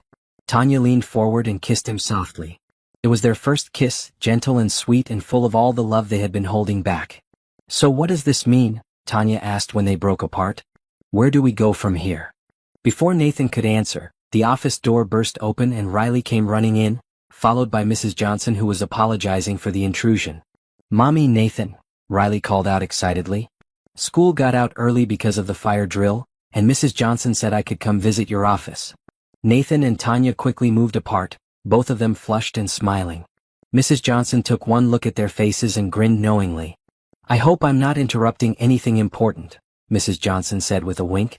Not at all, Tanya said, though her cheeks were still pink. We were just discussing foundation business. Riley ran to hug both Nathan and Tanya, completely oblivious to the romantic tension in the room. Can you show me around your office? I want to see where you help all the families. For the next hour, Nathan and Tanya gave Riley the full tour of the foundation offices, explaining their work in terms she could understand. Riley was fascinated by the files of families they were helping and asked thoughtful questions about why some people needed assistance and how they decided who to help. So you're like fairy godparents, Riley concluded after hearing about several of their success stories. I suppose we are, Tanya said with a laugh. Though we can't make pumpkins into carriages. But you can make sad families happy, Riley said seriously. That's even better than magic. As they prepared to leave the office that evening, Riley made an announcement that took both adults by surprise. I think you and Mommy should get married, she told Nathan matter-of-factly as they walked to the car. Nathan nearly tripped over his own feet. Riley, sweetheart, that's a very big decision. But you love each other, Riley said with 5-year-old logic. I can tell. And we're already like a family anyway. If you got married, it would just make it official. Tanya felt her face burning with embarrassment. Riley, honey, marriage is complicated. No, it's not, Riley said confidently. People who love each other get married so they can be together forever. And I want us to be together forever. Nathan looked at Tanya over Riley's head, and they shared a moment of perfect understanding. Riley had articulated exactly what both of them were feeling but had been afraid to say out loud. Riley, Nathan said gently, if I did marry your mommy, that would make me your stepfather. Is that something you would want? I would want that more than anything in the whole world, Riley said, throwing her arms around Nathan's waist. Then I could call you Daddy all the time, not just sometimes. That evening, after Riley had gone to bed, Nathan and Tanya sat on the couch together, finally able to continue the conversation that had been interrupted by their enthusiastic 5-year-old. She's not wrong, you know, Nathan said, his arm around Tanya as she snuggled against his side. About what? About us getting married, Nathan said softly. I know it might seem fast, but Tanya, I can't imagine my life without you and Riley. I want to make it official. Tanya lifted her head to look at him. Nathan, are you proposing to me? Not yet, Nathan said with a smile. When I propose, it's going to be special. Romantic. Worthy of the amazing woman you are. And worthy of Riley too, Tanya added. Definitely worthy of Riley, Nathan agreed. She deserves a proposal story she can be proud of. They spent the rest of the evening talking about their future, making plans and sharing dreams. They talked about having more children someday, about traveling as a family, about growing old together. They talked about the foundation and how they wanted to expand their work to help even more families. Nathan, Tanya said as they were getting ready to say goodnight, I have one concern about us getting married. What's that? What if people think I'm only marrying you for your money? Tanya said quietly. What if they think I'm just a gold digger who took advantage of a vulnerable moment in your life? Nathan took Tanya's face in his hands. Tanya, anyone who knows us can see that what we have is real. And anyone who doesn't know us doesn't matter. Your ex-wife will definitely have opinions, Tanya pointed out. Susan has already shown her true colors, Nathan said. If she tries to cause trouble for us, She'll just be proving that she's exactly the kind of person we don't want in our lives. Are you sure you're ready for this? Tanya asked. For marriage, for being Riley's father, for all the complications that come with instant family. Nathan kissed her softly. Tanya, I've never been more ready for anything in my life. You and Riley aren't complications. You're the solution to every problem I didn't know I had. As Nathan walked back to his own apartment that night, he was already making plans. He knew exactly how he wanted to propose to Tanya, and he knew exactly where he wanted to do it. Their love story had begun on the bridge, and that's where he wanted to start their official journey toward marriage. But first he needed to pick out a ring. And he needed to have a very important conversation with Riley about becoming his daughter in every legal sense of the word. Nathan smiled to himself as he thought about their future. In just a few months, he had gone from having no family at all to preparing to marry the love of his life and adopt the little girl who had saved his life with 4 simple words. Tomorrow he would start planning the most important proposal of his life. The proposal plans were coming together beautifully. Nathan had spent the past week working with a jewelry designer to create a custom engagement ring that incorporated Riley's birthstone alongside a stunning diamond. He had also been secretly coordinating with the city to arrange for the bridge where they first met to be decorated with lights for the special evening. Everything was perfect until Susan decided to make her move. Nathan was in his office at the foundation, reviewing the final details for a family assistance program, when Rebecca buzzed him on the intercom. Mr. Pierce, there's a woman here to see you. She says she's Susan Pierce and that it's urgent. Nathan felt his blood run cold. Susan had been quiet for weeks since his refusal to pay her blackmail money, and he had begun to hope that she had decided to move on. Obviously he had been wrong. Send her in, Nathan said, steeling himself for whatever Susan had planned. Susan swept into his office as if she owned it, looking around with obvious disdain at the warm, family-friendly decor that Tanya had chosen. She was dressed in an expensive black suit that probably cost more than most people made in a month, and her expression was cold and calculating. Hello, Nathan, Susan said, settling into the chair across from his desk without being invited. Lovely office. Very homey. Susan, Nathan said evenly. What do you want? Oh, I think you know what I want, Susan said with a smile that didn't reach her eyes. I want the $2 million we discussed, plus interest for the delay. I told you I wasn't going to pay you, Nathan said. Yes, you did tell me that, Susan agreed.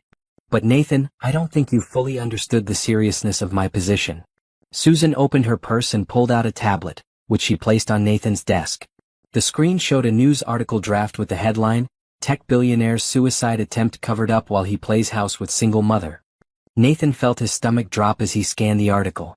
It contained details about his hospitalization, his relationship with Tanya and Riley, and even information about Riley's school and their apartment address. Where did you get this information? Nathan demanded. I have friends in many places, Susan said smugly. Journalists who owe me favors, private investigators who are very good at their jobs, hospital workers who are willing to share information for the right price. You can't publish this, Nathan said. It's an invasion of privacy, and half of it is speculation. Oh, I can publish it, Susan said. And I will, unless you transfer $2.5 million to my account by 5 o'clock today. $2.5 million, Nathan repeated. I thought you wanted $2 million. That was last month's price, Susan said. Inflation, you understand. Plus, the story has gotten more interesting since then. Susan tapped the tablet screen, bringing up another document. Did you know that your little girlfriend has been making some very expensive purchases lately? Private school tuition, designer clothes for her daughter, a new car. It's almost like she's taking advantage of your generosity. Those aren't expensive purchases, Nathan said angrily. They're necessities for a child and basic transportation. The public won't see it that way, Susan said. Especially when they learn that she's also drawing a very generous salary from your foundation for a job she's completely unqualified for. Nathan felt his temper flare. Tanya is completely qualified for her position, and she's doing excellent work. A single mother with no college degree running a $15 million foundation, Susan said with a laugh. Nathan, even you have to admit that looks suspicious. What looks suspicious is a bitter ex-wife trying to destroy someone's life because she's not getting paid to keep quiet, Nathan shot back. Susan's smile faltered for just a moment, but then she recovered her composure. Be that as it may, Nathan, this story will be published unless I receive payment today. And I should mention, the article also includes some very interesting photographs. She tapped the tablet again, bringing up photos that made Nathan's blood run cold. There were pictures of him, Tanya, and Riley at the park. Pictures of them at Riley's school. Pictures taken through the window of their apartment. "You've been stalking them," Nathan said, his voice dangerous. "I've been documenting the situation," Susan corrected. "And Nathan, these photos show a level of intimacy that suggests this relationship is about much more than charity." Nathan stared at the photos, horrified that Susan had been invading their privacy for weeks without them knowing. But more than that, he was terrified about what this would do to Tanya and Riley if it became public. "Susan," Nathan said carefully, "what you're doing is illegal. Stalking, invasion of privacy, blackmail. You could go to prison for this." "Only if someone reports me," Susan said with a shrug. "And who's going to do that?" "The man who's afraid of people finding out about his suicide attempt and his questionable relationship with a woman young enough to be his daughter." "Tanya is not young enough to be my daughter," Nathan said through gritted teeth. "She's 28, Nathan. You're 35. And she has a 5-year-old child. Do the math." Nathan realized that Susan had done her homework thoroughly. She knew ages, dates, financial information, and personal details that she had no right to know. "What exactly do you want from me?" Nathan asked. "I want you to pay me the money and end this charade," Susan said. "Send the woman and her child away with a generous settlement, and return to your real life." "This is my real life," Nathan said firmly. "No, Nathan, this is a midlife crisis," Susan said dismissively. "You had a moment of weakness and this woman took advantage of it. But it's not too late to fix the situation." Nathan looked at the tablet screen, at the photos of his family, at the article that would destroy their privacy and peace. He thought about Riley, innocent and loving, who would be exposed to public scrutiny and judgment through no fault of her own. He thought about Tanya, who had worked so hard to build a respectable life and career, having it all dismissed as gold digging. "I need time to think about this," Nathan said finally. "You have until 5 o'clock, Susan repeated. "After that, the story goes live on 3 major news websites simultaneously." After Susan left, Nathan sat in his office staring at the photos she had shown him. The invasion of privacy was bad enough, but what really bothered him was how normal and loving their family looked in the pictures. Anyone looking at those photos would see a man, woman, and child who clearly cared about each other. But Nathan knew that Susan was right about one thing: the public wouldn't see it that way. They would see a rich man having a midlife crisis, a poor woman taking advantage, and a child caught in the middle. The story would be sensationalized and twisted until their beautiful love story became tabloid fodder. Nathan's phone buzzed with a text from Tanya. "How's your day going? Riley wants to know if you can come for dinner tonight. She's making her famous mac and cheese." The normalcy of the text message, the simple domesticity of it, made Nathan's heart ache. How could he tell Tanya that their private life was about to become public entertainment? How could he tell Riley that strangers were going to be talking about their family? Nathan made a decision. He couldn't let Susan destroy the lives of the 2 people he loved most. But he also couldn't give in to her blackmail without a fight. He called his lawyer, Mr. Thompson, and arranged an emergency meeting. Then he called the head of security at his company and asked him to come to the foundation immediately. If Susan wanted to play dirty, Nathan would make sure he was prepared. But first, he needed to warn Tanya about what was coming. Nathan found Tanya in her office, working on a proposal for a new program to help families with medical expenses. She looked beautiful and professional, completely absorbed in her work, and Nathan's heart broke at the thought of how much this scandal would hurt her. "Tanya," Nathan said, closing the office door behind him. "We need to talk." Tanya looked up and immediately saw the distress in Nathan's face. "What's wrong? You look terrible." Nathan sat down across from her and told her everything. About Susan's visit, about the article, about the photos, about the 5 o'clock deadline. He watched Tanya's face go through a range of emotions: shock, hurt, anger, and finally, a kind of resigned sadness. "So she's been watching us," Tanya said quietly. "Taking pictures of Riley." "I'm so sorry," Nathan said. "I should have anticipated that she would try something like this." "Nathan, what are we going to do?" Tanya asked. "If this story comes out, it will affect Riley's school, her friends. People will look at us differently." "I know," Nathan said. "And Tanya, I'm not going to let that happen." "What do you mean?" Nathan took her hands in his. "I mean, I'm going to pay her." "Nathan, no," Tanya said firmly. "If you pay her now, she'll just come back for more money later. Bullies like Susan never stop at just one payment." "I know that," Nathan said. "But I can't let her hurt you and Riley." "And what about you?" Tanya asked. Nathan, this story would hurt you too. Your business, your reputation, your privacy. I don't care about any of that, Nathan said. I only care about protecting you and Riley. Tanya was quiet for a moment, thinking about their options. Then she looked at Nathan with a determination he had never seen before. Nathan, she said, what if we don't give Susan what she wants? What do you mean? What if we take control of the story ourselves? Tanya said. What if we tell our story, the real story, before she can publish her twisted version? Nathan stared at Tanya. You want to go public with our relationship? I want to go public with the truth, Tanya corrected. That we're two people who found each other at the right moment, who built something beautiful together, and who are planning to spend the rest of our lives as a family. Tanya, that's a huge risk, Nathan said. Once our story is public, we can't take it back. Susan is going to make it public anyway, Tanya pointed out. At least this way we control the narrative. Nathan thought about what Tanya was suggesting. It was risky, but it was also brave. Instead of hiding from Susan's threats or giving in to her demands, they would take away her power by telling their own story first. How do we do it? Nathan asked. We call a press conference, Tanya said.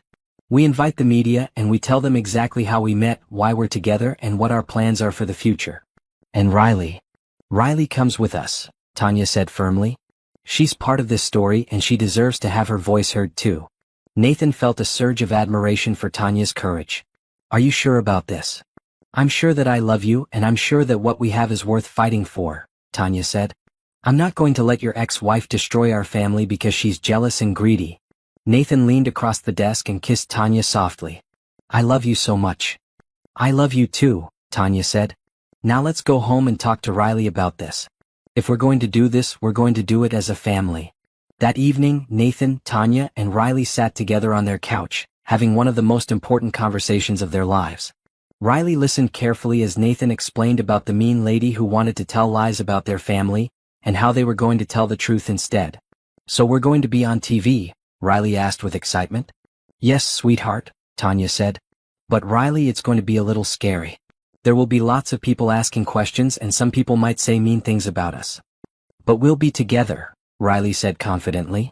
And Nathan, if we tell everyone that you're going to be my daddy, then the mean lady can't say we're not a real family.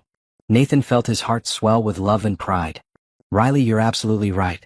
And actually, I have something very important to ask you. Nathan got down on one knee in front of the couch, pulling out the engagement ring he had been planning to surprise them with later. Riley, I was going to wait for the perfect moment, but I think this is the perfect moment. Will you and your mommy marry me and be my family forever? Riley's eyes went wide with delight. Yes, yes, yes, she shouted, throwing her arms around Nathan's neck. Tanya was crying as Nathan slipped the ring onto her finger. Nathan, it's beautiful. So are you, Nathan said, pulling both of his girls close. Both of you. When is the wedding? Riley asked immediately. Well, first we have to get through the press conference, Tanya said with a laugh. But soon, baby. Very soon. That night, as they finalized their plans for the next day's press conference, Nathan realized that Susan had actually done them a favor. Her threats had pushed them to make their relationship official and public in a way that was honest and powerful. Tomorrow they would tell the world their love story. And Nathan couldn't wait. The press conference was scheduled for 11 o'clock the next morning in the conference room of the Pierce Foundation offices. Nathan had worked through the night with his public relations team, preparing a statement that would tell their story honestly and completely. Tanya had spent the morning helping Riley pick out her favorite dress and explaining what would happen when they talked to the reporters. Remember, sweetheart, Tanya said as she brushed Riley's hair, we're going to tell everyone the truth about how we became a family. And I get to tell them about how Nathan saved us too, Riley said seriously. Because that's part of the truth. Nathan smiled at Riley's understanding of their story. She was right, of course. While he had always focused on how Tanya and Riley had saved his life, they had all saved each other in different ways. By 10:30, the conference room was filled with reporters, photographers, and camera crews from local and national news outlets. Nathan's story had generated interest not just because he was a successful businessman, but because Susan's leaked information had created questions that people wanted answered. Nathan, Tanya, and Riley entered the room together, presenting a united front. Tanya looked beautiful and professional in a navy dress that Nathan had bought her for foundation events. Riley wore her favorite pink dress and carried a small folder containing drawings she had made of their family. Nathan stepped up to the microphone first. Good morning, everyone. Thank you for coming today. I'm Nathan Pierce, and these are the two most important people in my life. Tanya Williams, my fiancée and the executive director of the Pierce Foundation, and Riley Williams, who will soon be my daughter. The room buzzed with interest as Nathan began telling their story. He spoke honestly about his depression, about standing on the bridge that October morning, and about how a 5-year-old child's simple words had pulled him back from the edge. I was ready to give up on life, Nathan said, his voice steady but emotional. I felt completely alone in the world. And then Riley told me not to jump, and Tanya showed me kindness when I needed it most. They didn't save my life because they wanted something from me. They saved my life because they have good hearts. Nathan explained how their relationship had developed naturally, how he had come to love both Tanya and Riley as family, and how they had built a life together based on mutual love and respect. I know there are people who will say that Tanya is with me for my money, Nathan continued. But anyone who knows us can see that what we have is real. Tanya is an accomplished professional who has transformed the Pierce Foundation and helped dozens of families. She's an amazing mother who has raised a daughter with more kindness and wisdom than most adults possess. And she's the woman I want to spend the rest of my life with. When Nathan finished speaking, Tanya stepped up to the microphone. She spoke about her life as a single mother, about the struggles she had faced, and about how Nathan's love had changed everything for her and Riley. I want to be clear about something, Tanya said, looking directly at the cameras. I didn't need Nathan's money to survive. I was managing on my own, working hard to provide for my daughter. What Nathan gave us wasn't financial rescue. It was love, stability, and the chance to build something beautiful together. Tanya explained her role at the foundation, the work they were doing to help other families, and how their partnership had grown into something that made both of their lives better. Nathan and I are partners in every sense of the word, she said. We're business partners, life partners, and co-parents to Riley. What we have isn't a charity case or a midlife crisis. It's a love story. Finally, Riley stepped up to the microphone, which Nathan had to lower considerably to accommodate her height.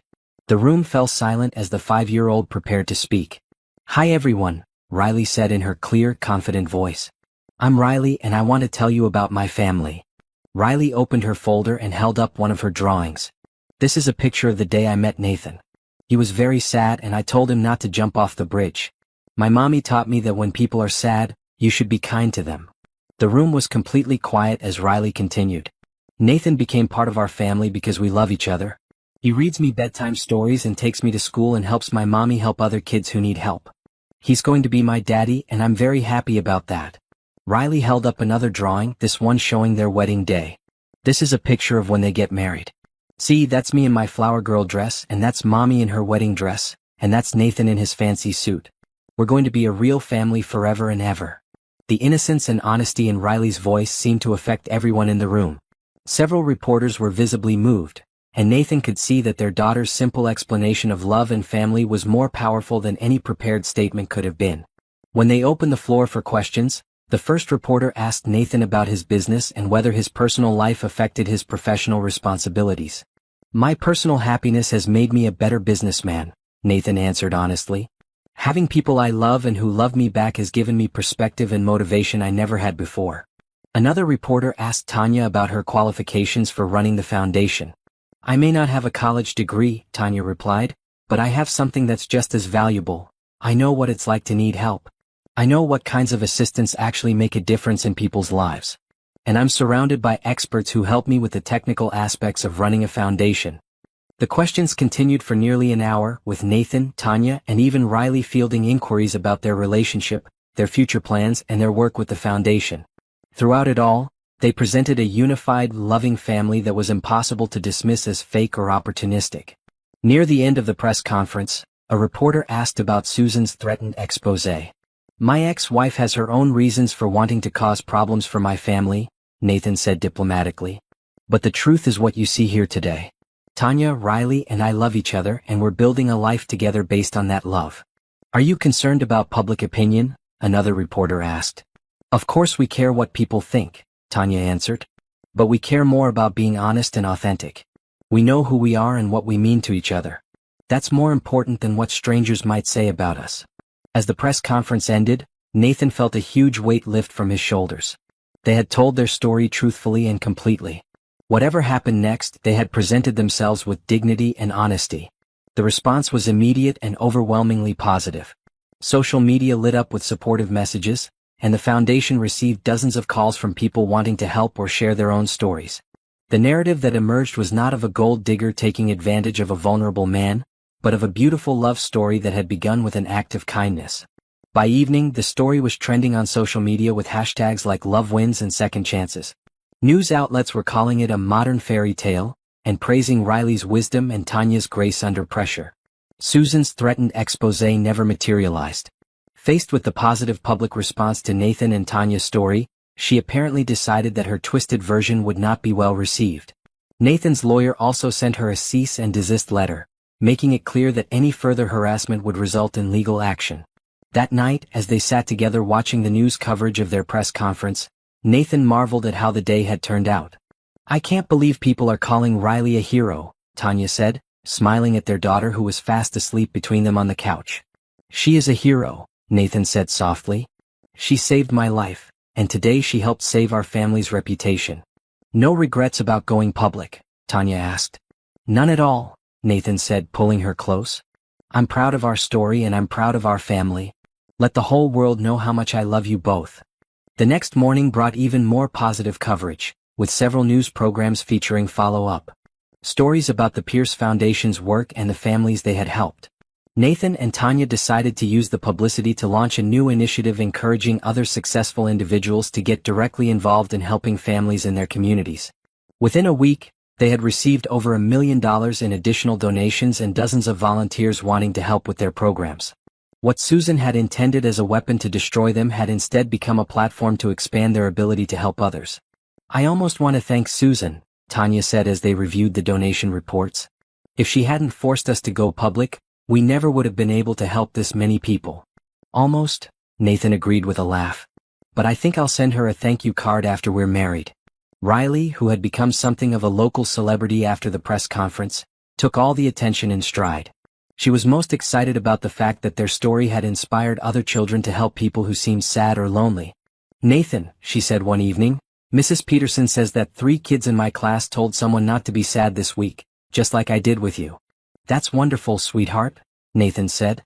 "You started something very special." "Good," Riley said with satisfaction. "Everyone should have a family like ours."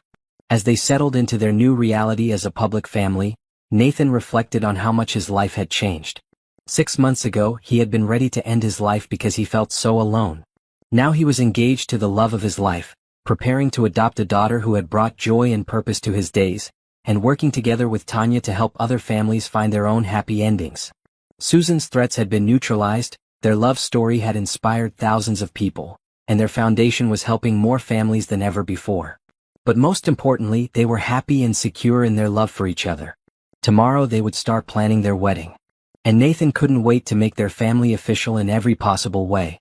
6 months after the press conference that had made them famous, Nathan stood on the same bridge where he had first met Tanya and Riley, but this time he was surrounded by love instead of despair.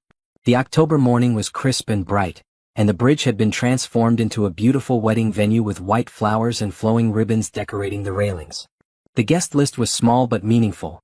Mrs. Johnson, who had become like a grandmother to Riley, Rebecca, Nathan's loyal assistant who had become a close friend, several families that the Pierce Foundation had helped, Nathan's therapist Dr. Martinez who had supported him through his recovery, and Mr. Thompson, Nathan's lawyer, who had also become a friend and advisor. Riley stood at Nathan's side as his best woman, wearing a beautiful pink dress and holding a basket of flower petals. She took her job very seriously, having practiced her flower scattering technique for weeks. "Nathan," Riley whispered as they waited for the ceremony to begin, "are you nervous?" "A little," Nathan admitted.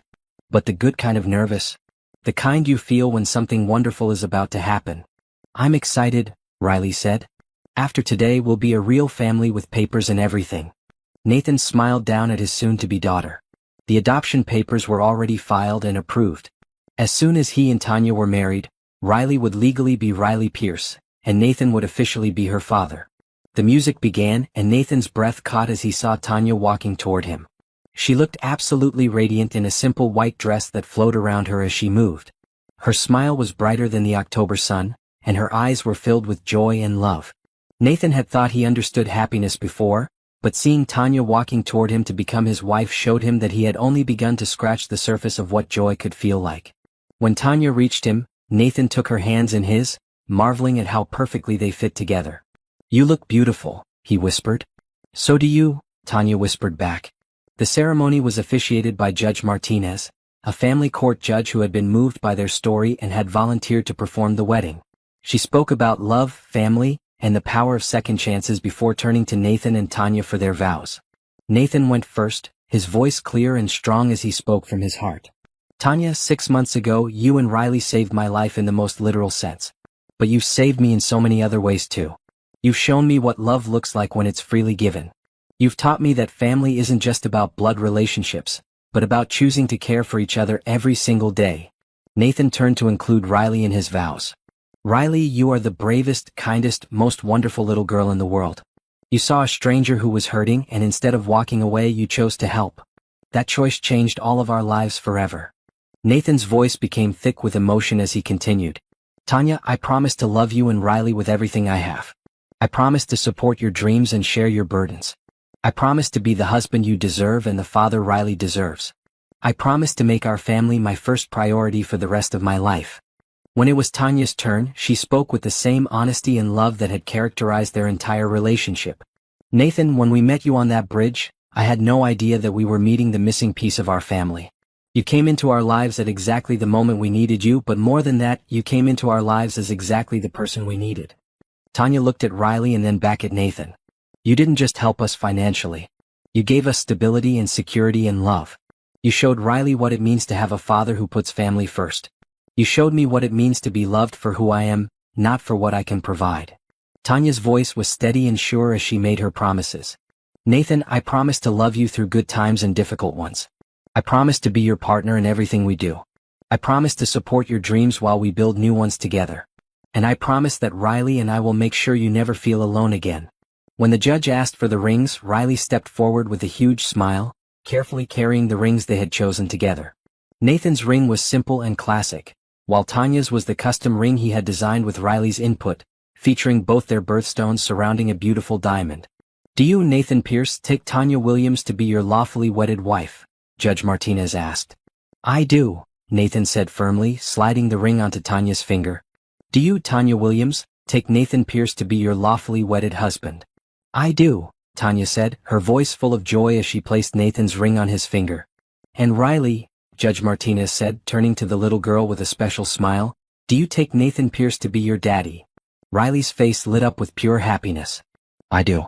I really, really do." Judge Martinez smiled at all three of them. "By the power vested in me by the state, I now pronounce you husband and wife and father and daughter. Nathan, you may kiss your bride." Nathan kissed Tanya softly while Riley cheered and scattered flower petals around them. The small group of guests applauded and cheered as the new Pierce family embraced on the bridge where their story had begun. "I love you, Mrs. Pierce," Nathan whispered against Tanya's ear. "I love you too, Mr. Pierce," Tanya whispered back. "Both of you." The reception was held at the foundation offices, which had been decorated with photos documenting their journey from that first meeting to their wedding day. There were pictures of Riley's first day at her new school, of Nathan and Tanya working together at the foundation, of family outings and quiet moments at home. But the centerpiece of the display was Riley's original drawing of their family, the one she had made during her first week in their new apartment. It was framed and mounted with a plaque that read, "Where it all began. Love always finds a way." During the reception, several people spoke about what Nathan, Tanya, and Riley's story had meant to them. Mrs. Johnson talked about watching their family grow and how their love had inspired her to volunteer at the foundation. Rebecca spoke about how Nathan had become a better boss and friend since meeting Tanya and Riley. But the most moving speech came from Maria Santos, the single mother whose family had been the first one Tanya had personally helped through the foundation. "When I met Mrs. Pierce," Maria said, her voice emotional, "I was at the lowest point in my life. I was working 3 jobs and still couldn't pay all my bills. My daughter was struggling in school because we moved so much. I felt like I was failing as a mother." Maria wiped away tears as she continued. "But Mrs. Pierce didn't just write me a check. She came to my apartment, she met my children, she helped me figure out what we really needed. And more than that, she made me feel like I wasn't alone anymore." Maria turned to Nathan and Tanya. "Your love story didn't just save each other. It's saving families like mine every day. Thank you for showing us what love in action looks like." As the reception wound down, Nathan, Tanya, and Riley found themselves standing together on the foundation's balcony, looking out over the city where they had built their life together. "Nathan," Riley said, tugging on his jacket, "can I ask you something?" "Anything, sweetheart." "Are you happy now? I mean really, truly happy?" Nathan knelt down so he was at eye level with Riley. "Riley, I am happier than I ever imagined it was possible to be." "Good," Riley said with satisfaction. "Because Mommy and I love you very much and we want you to be happy forever and ever." "Forever and ever sounds perfect to me," Nathan said, pulling both his wife and his daughter close. As they stood there together, Nathan reflected on the incredible journey that had brought them to this moment. He thought about the darkness he had been in just 6 months ago, about how close he had come to missing out on all of this love and joy. "What are you thinking about?" Tanya asked, seeing the thoughtful expression on his face. "I'm thinking about how different my life would be if Riley hadn't told me not to jump," Nathan said quietly. "But I did tell you not to jump," Riley said matter-of-factly. "Because that's what you do when someone is sad. You help them." "That's right, baby," Tanya said, kissing the top of Riley's head. "That's exactly what you do. And now we help lots of people who are sad," Riley added. "So maybe they can find their families too." Nathan smiled at his daughter's wisdom. Riley was right. Their work at the foundation had grown beyond just providing financial assistance. They were now helping to connect people, to build communities, to create the kinds of support systems that turn strangers into chosen families. "I have an idea," Nathan said suddenly. "What if we create a new program specifically for people who are struggling with depression or loneliness? We could call it the Second Chances Program." "I love that," Tanya said immediately. "We could provide not just financial support, but also counseling, social connections, maybe even job training or education opportunities.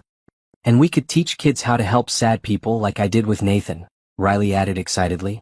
Nathan and Tanya looked at each other with the kind of perfect understanding that comes from being true partners. They were already mentally planning how to make this new program work, how to reach the people who needed it most, how to create more stories like their own. "Should we go home and start planning?" Tanya asked. "Actually," Nathan said, "I have one more surprise." Nathan pulled an envelope from his jacket pocket and handed it to Tanya. "I know we said we were too busy to take a honeymoon right now, but I thought maybe we could take a long weekend somewhere special." Tanya opened the envelope to find plane tickets to Disney World. "Nathan," she said with delight, "you got us tickets to Disney World. I figured our first family vacation should be somewhere that Riley would never forget," Nathan said. Riley's eyes went wide with excitement. "Disney World? Really? With the princesses and the castle and everything?" "With everything," Nathan confirmed. "We leave next Friday." Riley threw her arms around Nathan with such enthusiasm that she nearly knocked him over. "This is the best day ever," she declared. "I couldn't agree more," Nathan said, holding his wife and daughter close. As they prepared to leave the foundation that evening, Nathan took one last look around the offices where he and Tanya had built their partnership and their love. The walls were covered with thank you letters from families they had helped, photos from Riley's visits to the office, and artwork that Riley had created during their working sessions. "Ready to go home?" Tanya asked, taking Nathan's hand. "With you too." "I'm always ready," Nathan said. They walked out of the building together, Nathan carrying a sleepy Riley while Tanya held his other hand. Their wedding rings caught the light from the street lamps, and Nathan marveled at how right it felt to be married to Tanya, to be Riley's father, to be part of this incredible family. As they reached their car, Riley lifted her head from Nathan's shoulder. "Daddy," she said, trying out the word in its new official context. "Yes, sweetheart. I'm glad I told you not to jump." "So am I, Riley," Nathan said, his voice thick with emotion. "So am I." 6 months later, as they celebrated Riley's 6th birthday in the backyard of the house they had bought together, Nathan realized that his life had become everything he had never dared to dream of. They had expanded their family with the adoption of 2 more children through the foster system, siblings named Emma and Jake who had needed the same kind of love and stability that Nathan had given to Riley.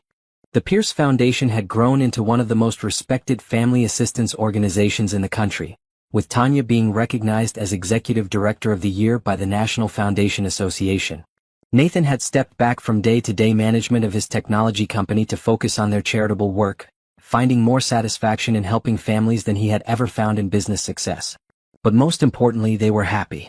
Deeply, genuinely, completely happy in the way that comes from being exactly where you belong with exactly the right people. As Nathan watched Riley blow out her birthday candles, Surrounded by her new siblings and the extended family they had built together, he sent up a silent prayer of gratitude. Gratitude for the dark morning that had brought him to the bridge. Gratitude for a 5-year-old's compassion and a mother's kindness. Gratitude for second chances and chosen families and love that grows stronger every day. "Make a wish, sweetheart," Tanya called to Riley. Riley closed her eyes tight and made her wish. When she opened them again, she looked directly at Nathan with a smile that could light up the world. "What did you wish for?" Nathan asked. "I wished for us to be happy forever and ever," Riley said. "But I think it already came true." Nathan pulled his daughter close and looked around at his beautiful, chaotic, perfect family. "I think you're absolutely right, sweetheart. I think it already came true." And as the celebration continued around them, Nathan knew that their story was just beginning. They had found each other on a bridge, saved each other's lives, and built something beautiful together. Whatever the future held, they would face it as a family, with love as their foundation and hope as their guide. The bridge where they had first met still stood in the city, and sometimes Nathan would take his family there to remember how their story began. They had even installed a small plaque on the bridge that read, "Hope begins with a single act of kindness. Love grows from choosing to care." Every time they visited, Nathan was amazed by how much had changed since that October morning when he had stood on the edge of despair. Now the bridge was a symbol not of ending but of beginning. Not of hopelessness but of infinite possibility. And sometimes, when they were there together, other people would stop to read the plaque and ask about the story behind it. Nathan, Tanya, and Riley would smile and tell them about how a family can form in the most unexpected ways, how love can save lives, and how sometimes the most important thing you can do is simply tell someone not to jump. Their story had become a beacon of hope for others, proof that no matter how dark life seems, there is always the possibility of connection, love, and second chances. And they lived happily, truly, completely ever after.